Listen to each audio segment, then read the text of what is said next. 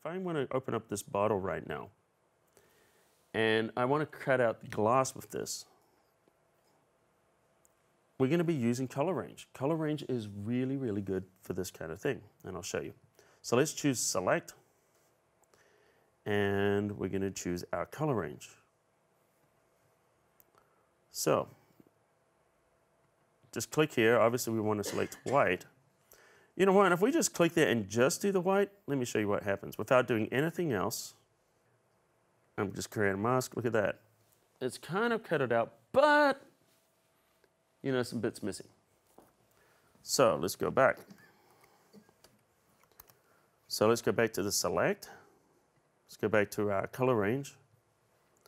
And so what I want to do is just click there, but this time play around with our fuzziness. See that? So remember what I said. If something is black, it's going to be fully selected. If it's white, it's going to be unselected. And the gray in between is going to be semi-selected. So if I go up here and get some gray in there, and now I click OK, and I create this mask,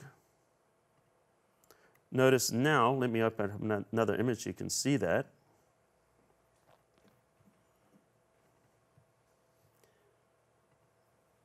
And we're just going to drag this in here. See, now we've got the semi-transparent selection. See that? So that's how you can create a semi-transparent selection really easily. You know, I've got some things I need to clean up there and refine it, like just around that edge there. In fact, I'll do that for you right now. I'm just going to grab my brush here. And I'm just using a black brush. Now, here's a quick way to get rid of a line. Click on the top with the brush tool. Hold down the Shift key and click at the bottom.